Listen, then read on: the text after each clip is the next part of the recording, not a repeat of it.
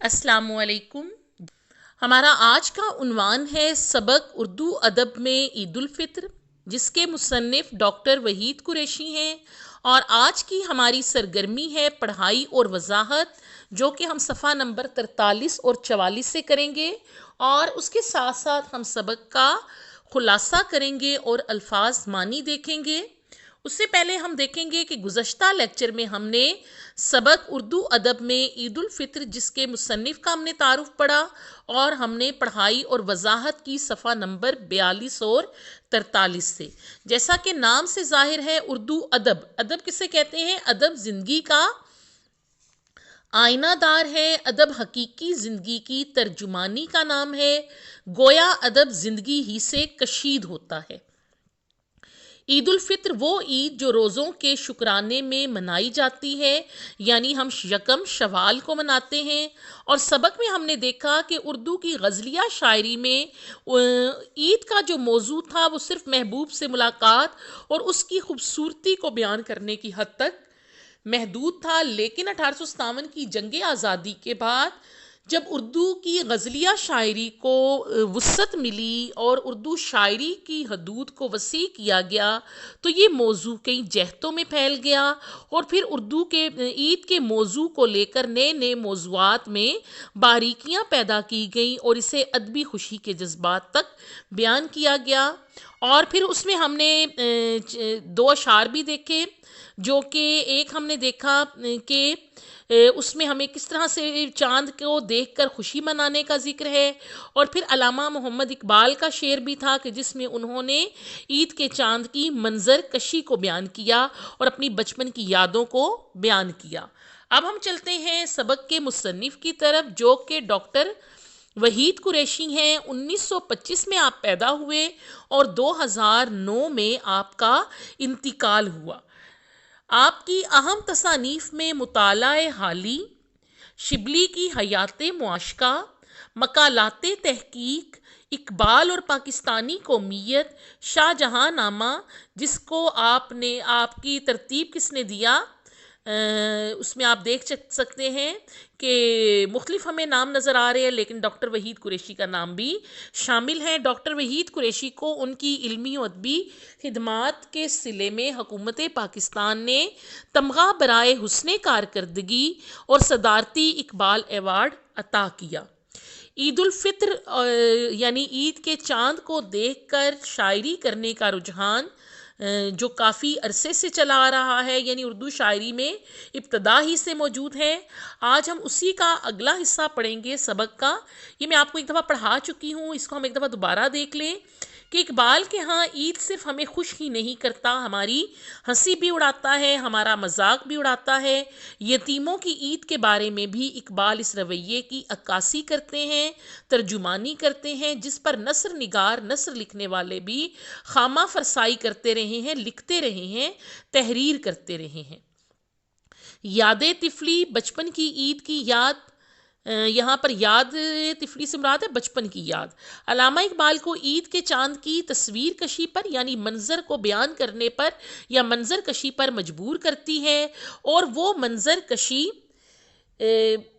والے رجحان کی طرف مائل ہو جاتے ہیں، اس کی طرف متوجہ ہو جاتے ہیں۔ اے ماہ عید، اے عید کے چاند، بے حجاب ہے تو، بے پردہ ہے تو، حسن خورشید کا، خورشید کی خوبصورتی کا، سورج کی خوبصورتی کا جواب ہے تو کمند غزال شادی ہے۔ کمند کہتے ہیں پھندا، غزال کہتے ہیں ہرن کو، شادی کہتے ہیں خوشی کو، لذت افزائے شور طفلی ہے۔ لذت مین شوق، یہاں لذت افزائے شور طفلی سے مراد کیا ہے؟ بچے کا بڑھتا ہوا شوق یا شور۔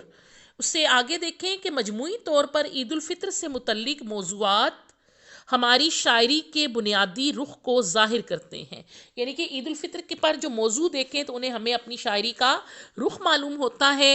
اول کیا ہے کہ عید کے چاند کو مناظر کے حوالے سے بیان کرنے کا رجحان، کہ عید کے چاند کی منظر کشی بیان کرنے کی طرف توجہ، عید کو داخلی مسرت اور خارجی حالات، داخلی مسرت اور خارجی حالات سے کیا مراد ہے؟ بیرونی حالات اور اندرونی خوشی سے منسلک کرنے کا رویہ، جوڑنے کا رویہ۔ صوم کیا ہے؟ اس کو سیوم بولتے ہیں۔ ہلال عید کو ملی عزائم، ملت کے ارادے کی علامت، ملت کے عروج و زوال، قوم کی بلندی و پستی کی علامت اور تہذیبی و تمدنی زندگی کی اساس کے طور پر، تہذیبی و تمدنی کا کیا مطلب ہے؟ رہن سہن کے طریقے، اساس کے طور پر، بنیاد کے طور پر قبول کرنے کا رجحان، اس کی طرف توجہ۔ حفیظ جالندھری کہتے ہیں چاند جب عید کا نظر آیا، حال کیا پوچھتے ہو خوشیوں کا، یعنی کہ عید کا چاند دیکھتے ہی ہماری خوشی دوبالا ہو گئی، یعنی ہماری خوشیاں بڑھ گئیں۔ اور اس سے آگے کہتے ہیں کہ آسماں پر ہوائیاں چوٹیں، ہوائیوں سے مراد کیا ہے؟ خوشی کے شادیانے بجنے لگے، یہاں مراد ہے آتش بازی ہونے لگی۔ نوبتیں مسجدوں میں بجنے لگی، نوبت کہتے ہیں شادیانے بجنا، حکارے بجنا، یعنی کہ وہاں پر اعلانات ہونے لگے۔ شکر سب خاص و عام کرنے لگے، یعنی کہ تمام لوگ، چھوٹے بڑے امیر غریب، سبھی اپنے رب کا شکر ادا کرنے لگے اور باہم سلام کرنے لگے اور آپس میں ایک دوسرے کو سلام کرنے لگے۔ اس کے بعد عبد المجید سالک کہتے ہیں ہلال عید کی گردوں پہ آمد ہے، گردوں کہتے ہیں آسماں پہ، جو راحت نظر امت محمد ہے، یعنی کہ جو راحت نظر ہے، دلوں کا سکون ہے امت محمد صلی اللہ علیہ وآلہ وسلم کا، محمد صلی اللہ علیہ وآلہ وسلم کی امت کا یا ان کے پیروکاروں کا۔ ہزار شکر کے مسلم ہے شاد آج کے دن، یعنی کہ یہ اللہ تعالیٰ کا شکر ہے کہ آج کے دن مسلمان خوش ہیں، سبھی جہان میں ہیں بامراد آج کے دن، کہ آج ہر طرف لوگ جو ہیں وہ بہت زیادہ کامیاب ہیں اور اس پر وہ اپنے رب کا شکر ادا کرتے ہیں۔ یہ کس کا لکھا ہوا بند ہے؟ عبد المجید سالک کا۔ طالب الہ آبادی کہتے ہیں جو کچھ بھی ہو تو آج اثر اپنا دکھا دے، یعنی کہ آج جو بھی ہو تو اپنا اثر دکھا دے۔ اس عید کے چاند سے مخاطب ہیں طالب الہ آبادی۔ روٹھے ہوئے مسلم جو ہیں ان سب کو منا دیں، یعنی کہ جو مسلمان آپس میں ناراض ہیں انہیں آپس میں منا دیں، یعنی وہ اکٹھے ہو جائیں، مل کر بیٹھ جائیں، جڑ جائیں۔ آپس میں جو دن رات کا جھگڑا ہے وہ مٹ جائے، یعنی کہ جو آپس میں ہمارے آپسی جھگڑے ہیں وہ ختم ہو جائیں، یعنی ہم میں تفرقہ بازی جو ہے وہ جھگڑا جو ہے وہ ختم ہو جائے۔ اسلام میں جو تفرقہ پیدا ہے وہ مٹ جائے، یعنی کہ اسلام میں ہمارے اندر جو انتشار ہے، جو ہم پھوٹ کا شکار ہیں، وہ ہمارے اندر سے ختم ہو جائے۔ یہ طالب الہ آبادی نے چاند کو دیکھتے ہوئے کیا خواہش کی ہے کہ تو آج اپنا اثر دکھا دے، اور وہ مسلمان جو آپس میں ناراض ہیں تو انہیں اکٹھا کر دے، اور جو ان کا آپس میں جھگڑے ہیں ان کو مٹا دے، اور ہمارے اندر سے تفرقہ بازی کو ختم کر دے۔ اس رجحان نے تخلیقی سطح پر، تخلیق کرنا خود ساختہ لکھنا، ایک نئی سمت کی طرف اشارہ کیا ہے، یعنی ایک نئی راہ ہمیں سجھائی ہے جس سے یہ نتیجہ نکالنا بے موقع نہ ہوگا، یعنی کہ اگر ہم اس وقت نتیجہ نکالیں تو یہ موقع کی مناسبت کے مطابق ہوگا کہ عید کا تصور مسلمانوں کے ہاں محض کہتے ہیں صرف تہوار منانے اور اچھل کود کو کلچر بنانے پر منحصر نہیں، یعنی کہ صرف اچھل کود یعنی گانا گانے کو ہی ہم کلچر یعنی تہذیب نہیں کہتے، بلکہ اس خوشی کا رشتہ ہماری اقدار میں یعنی ہماری روایات میں بہت دور تک جاتا ہے، بہت دور تک چلا جاتا ہے، جس سے عید کے بارے میں اردو شعراء کی تخلیقات کو یعنی ان کے تبازات فنپاروں کو ایک سمت بھی ہی نہیں ملتی، یعنی ان کے تبازات لکھی ہوئی ان کی تخلیقات کو ایک خاص سمت، ایک خاص ڈائریکشن ہی نہیں ملتی، بلکہ ان کا تعلق ہمارے داخلی رویوں کے ساتھ اتنا گہرا ہے کہ ہماری شعری روایت میں یہ عمل صرف یک طرفہ مناظر کشی تک جا کر ختم نہیں ہوتا۔ مناظر کشی کہتے ہیں ایک طرف کی منظر کشی کرنا، ایک طرف کے منظر کو بیان کرنے تک ہی موقوف یا منحصر نہیں ہے۔ عید کی شاعری ہماری شعری روایات کا ایک اہم اور ناقابل فراموش حصہ ہے، یعنی کہ عید کی جو شاعری ہے اس کا ہماری شعری روایات سے نہ بھلایا جا سکنے والا حصہ ہے، اور یہ ہمارا جو سبق ہے یہ ڈاکٹر وحید قریشی کی کتاب اردو نثر کے میلانات سے لیا گیا ہے۔ اب ہم چلتے ہیں سبق کے الفاظ معنی کی طرف۔ ہمارا پہلا لفظ ہے اقدار و روایات، اور اس کا معنی ہے عزت و حکایات۔ خورشید، سورج۔ منحصر کا مطلب ہے گھیرنے والا، متعلق یا وابستہ۔ مسرت کہتے ہیں خوشی کو، اور خد و خال کا معنی ہے شکل و صورت، مرکب عطفی ہے یہ۔ چہرہ، مہرہ۔ ماہ سیام، سیام کہتے ہیں روزوں کو، تو ماہ سیام روزوں کا مہینہ۔ تفرقہ کہتے ہیں جدائی یا اختلاف۔ ہلال و ابرو، ہلال و ابرو بھی گرامر کی روح سے مرکب عطفی ہے، اور اس کا معنی ہے ابرو کی ہلال سے تشبیہ یا ہلال جیسے ابرو۔ منسلک کا معنی ہے وابستہ، اس کو ہم کہتے ہیں جڑا ہوا بھی۔ ہیجان، جوش، شدت۔ یاد طفلی، بچپن کی یاد۔ احساسات، اب کیونکہ جو لفظ جمع ہے آپ کو نظر آ رہا ہوگا کہ اس کا معنی بھی جمع میں ہے، جیسے اقدار و روایات میں ہم نے دیکھا، اس کے بعد اب یہاں پر بھی دیکھ لیں، ماہ سیام میں دیکھ لیں، اس کے بعد یہاں تر دیکھ لیں کہ ہم نے کہا ہے احساسات، تو معنی کیا ہے جمع میں جذبات۔ اگر احساس لفظ ہوتا تو پھر اس کا معنی واحد میں ہوتا۔ نیکسٹ ورڈ ہے جہتوں، اور اس کا معنی ہے سمتوں۔ بے حجاب کا معنی ہے بے پردہ، بے تکلف۔ اس کے بعد اگلا پیج دیکھتے ہیں۔ نیکسٹ ہمارا ورڈ ہے بربادی۔ بربادی کا معنی ہے تباہی۔ بربادی کا معنی کیا ہے؟ تباہی۔ پاسداری کرنا، لحاظ کرنا، حفاظت کرنا۔ تہنیت عید الفطر، عید الفطر کی مبارکباد دینا یا لینا۔ ناقابل فراموش، جسے بھلایا نہ جا سکے۔ ناقابل فراموش کا کیا معنی ہے؟ کہ جسے بھلایا نہ جا سکے۔ اور اس کے بعد نیکسٹ ورڈ ہے ہمارا افکار۔ افکار جو لفظ ہے یہ جمع ہے، اور فکر و سوچ، فکر کی جمع ہے، تو جمع معنی کیا ہے اس کا؟ فکر و سوچ۔ رجحان، رجحان کا معنی ہے توجہ، جھکاؤ، میلان۔ مائل، اور مائل کا معنی ہے راغب، متوجہ۔ ہم آہنگ، ہم آہنگ مین ساتھی یا منسلک۔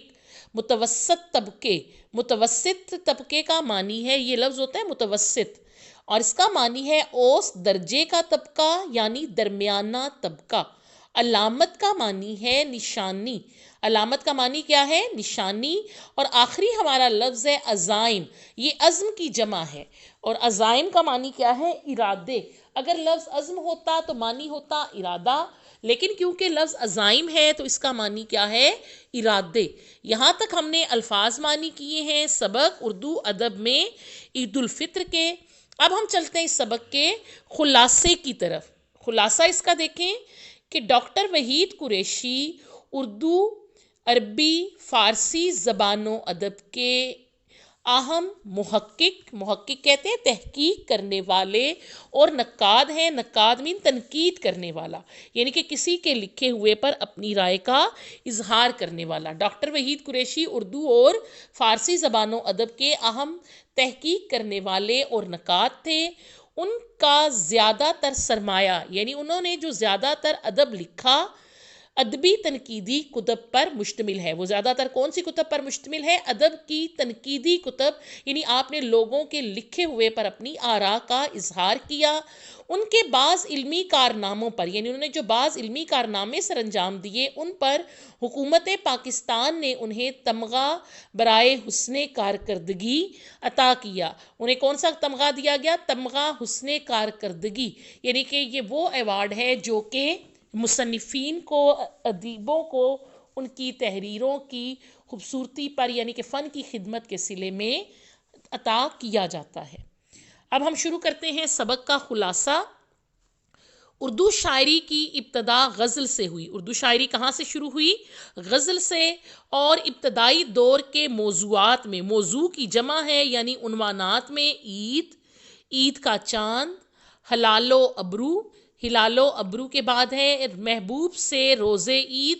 روزے عید کہتے ہیں عید کے دن کی ملاقاتیں قابل ذکر ہیں، خاص طور پر ذکر کیا جاتا ہے. لیکن 1857 کی 1857 کی جنگ آزادی کے بعد، یعنی کہ جب 1857 کی جنگ آزادی ہوئی تو اس کے بعد اردو شاعری میں وسعت آ گئی، اس میں پھیلاؤ آ گیا، کشادگی آ گئی. کس چیز میں؟ اس کے عنوانات میں.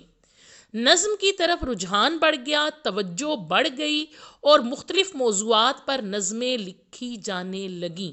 اور کیونکہ نظم کی طرف لوگوں کی توجہ بڑھی، اس لیے بہت سے موضوعات پر نظمیں لکھی گئیں. عید الفطر کے موضوع پر، عید الفطر کے عنوان پر سب سے زیادہ نظمیں لکھی گئیں. یعنی کہ سب سے زیادہ جو نظمیں ہیں وہ عید الفطر کے عنوان پر لکھی گئیں. اور یہ موضوع اور یہ عنوان کئی جہتوں میں پھیل گیا، کئی سمتوں میں پھیل گیا، اور اس نے مسلمانوں کی تہذیب کہتے ہیں کلچر کو، رہن سہن کو اور فکری زندگی کو اپنے اندر سمیٹ لیا، اپنے اندر سمو لیا.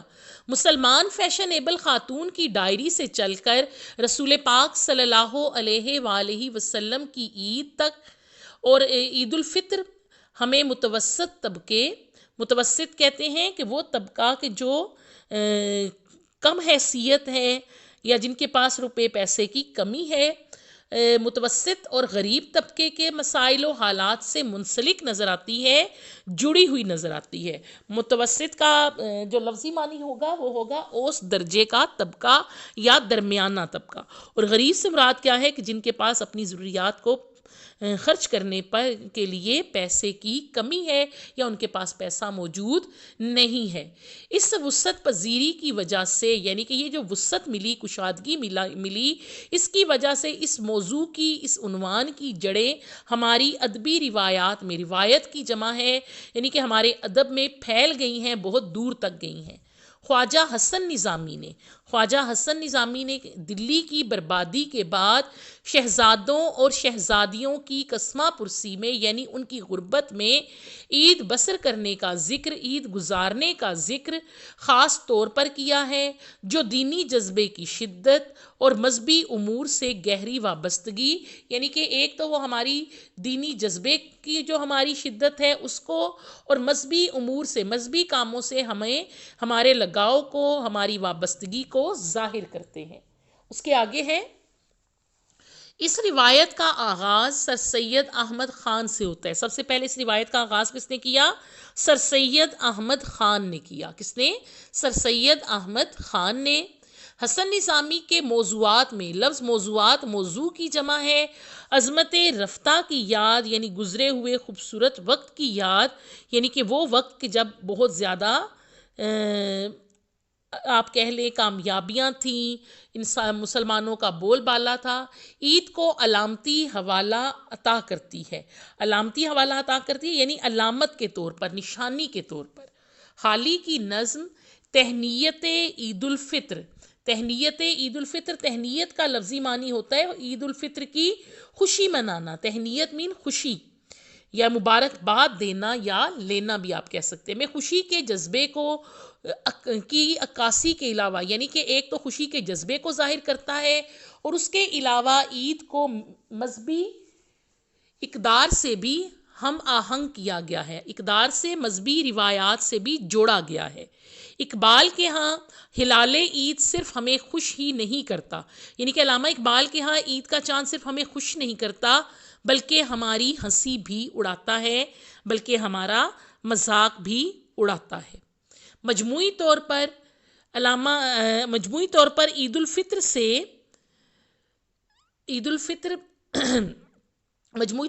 الفطر سے متعلق موضوعات عید کو داخلی اور خارجی حالات سے، یعنی کہ ہمارے اندرونی اور بیرونی حالات سے، واقعات سے منسلک کرنے کا ذریعہ ہیں، ان کے ساتھ جوڑنے کی وجہ ہیں. ہلال عید کو، عید کے چاند کو ملی عزائم کی علامت، ملت کے ارادوں کی علامت کے علاوہ ملت کے عروج و زوال، قوم کی بلندی و پستی کی علامت بھی سمجھا جاتا ہے. مختصر یہ کہ عید کی شاعری ہماری شعری روایات کا ایک اہم اور ناقابل فراموش حصہ ہے. یعنی کہ اردو کی عید کی جو شاعری ہے اسے ہماری شعری روایات میں نہ بھلانے جا سکنے کا حصہ ہے، یعنی کہ اسے ہم اپنی شاعری سے بلا نہیں سکتے، اس کو ہم کسی طرح سے بھی وہاں سے ہٹا نہیں سکتے. تو یہ تھا ہمارا آج کا کلاس ورک. آج آپ کو میں نے سبق اردو ادب میں عید الفطر جو کہ ڈاکٹر وحید قریشی کی تحریر کردہ ہے اور یہ ان کا لکھا ہوا مضمون ہے، اور اس میں ہم نے پڑھا کہ ڈاکٹر وحید قریشی نے کس طرح سے عید کے موضوع کو شاعری میں مختلف حوالوں سے بیان کرنے کو، اور پھر اس کو کس طرح سے 1857 کے بعد وسعت ملنے کا ذکر کیا ہے، اور اس میں پھر ہم نے مختلف شعراء کرام کے اس کے بارے میں خیالات اور ان کے ہم نے احساسات کو ان کی شاعری کے ذریعے پڑھا، اور اس کے بعد ہم نے سبق کا خلاصہ بھی کیا ہے اور الفاظ معنی بھی کیے ہیں. اور خلاصے میں ہم نے کس چیز کا بچوں خیال رکھنا ہے، اس بات کو آپ نے کبھی بھی نہیں بھولنا کہ خلاصے میں ہم نے ہمیشہ سبق کی ترتیب کا خیال رکھنا ہے کہ ہم نے سبق کو مختصراً بالترتیب اپنے لفظوں میں بیان کرنا ہوتا ہے. یہ تو تھا ہمارا آج کا کلاس ورک. اب ہم چلتے ہیں کوٹیشن آف دا ڈے کی طرف. اقوال زرعی ہیں: نیک لوگوں کی صحبت کے اثرات. علامہ ابن قیم رحمۃ اللہ علیہ نے فرمایا نیک لوگوں کی صحبت 6 چیزوں کو 6 چیزوں سے بدل دیتی ہے. نمبر 1 شک کو یقین سے. نمبر 2 ریاکاری کو اخلاص سے. نمبر 3 تکبر کو عاجزی سے. تکبر غرور کو کہتے ہیں، ریاکاری کہتے ہیں دکھاوا کرنا، اخلاص مین سچائی کے ساتھ خلوص نیت سے، بری نیت کو حسن نیت سے، دنیا کی رغبت کو یعنی کہ دنیا کی خواہشات کو آخرت کی رغبت سے، اور غفلت کو ذکر سے. تو یہ تھی ہماری آج کی اقوال زرعی. آج ہم نے سبق اردو ادب میں عید الفطر کی مکمل پڑھائی کی ہے، اور اس کے ساتھ ساتھ ہم نے سبق کا خلاصہ بھی کیا ہے اور الفاظ معنی بھی. ہمارا یہاں پر آج کا لیکچر ختم ہوا. اللہ حافظ.